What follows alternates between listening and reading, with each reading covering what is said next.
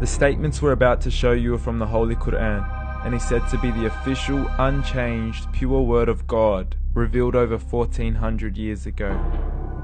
Claiming to be the word of God is a heavy statement, and without proof, or if a single contradiction is found within the book, the apparent word of God will be proven false. So without further ado, let's put the book to the test.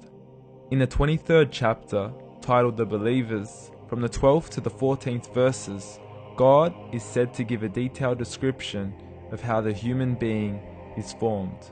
It begins by saying, "We then placed him as a sperm drop in a place of settlement, firmly fixed. Then we made the drop into a alaqa." We will translate this word very soon. "And then we changed the alaqa into a lump. Then we made out of that lump into bones. And then we clothed the bones with flesh. Then we caused him to grow and come into being and attain the definitive human form." In the 21st century, we can now safely say that this verse is clearly describing the process of human development in correct chronological order. However, what we should be paying attention to in particular is the second stage, referring to the development of the embryo.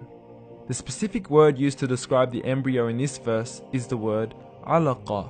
The word alaqa, when translated into English, can mean three separate things. Firstly, a blood clot, or to be suspended, that is to be hanging or clinging to something, or thirdly and finally, a leech. Now, all three definitions don't come anywhere near what we perceive to be the human embryo. So, why are these words used, and what significance do they share with the human embryo? Can the embryo be described as a blood clot? Well, what do you think? In the third week of embryonic development, a tubular heart joins with the blood vessels to form a primordial cardiovascular system, and by the end of the third week, the blood is circulating and the heart begins to beat on day 21. The first thing that comes to mind in regards to being suspended or hanging is the umbilical cord. But we can't use that example because we are simply referring to step 2, before the baby has even formed. But we now know today that the umbilical cord is formed from the connecting stalk. And the connecting stalk is formed as soon as the embryo is formed.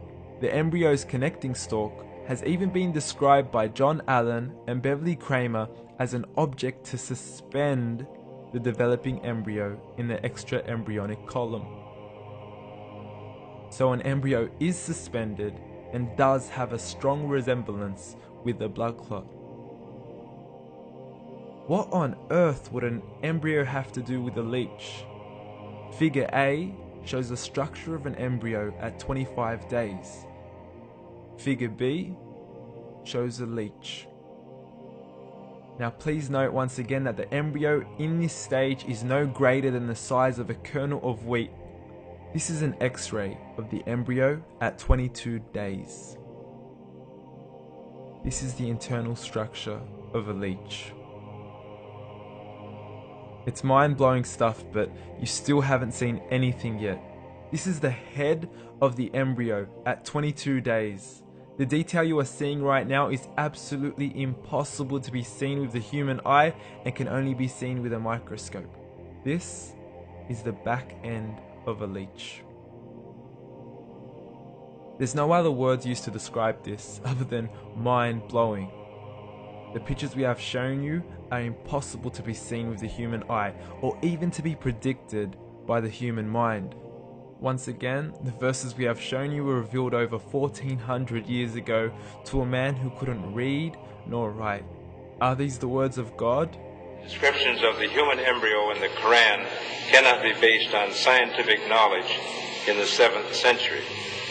The only reasonable conclusion is that these descriptions were revealed to Muhammad from God, from God, from God, from God.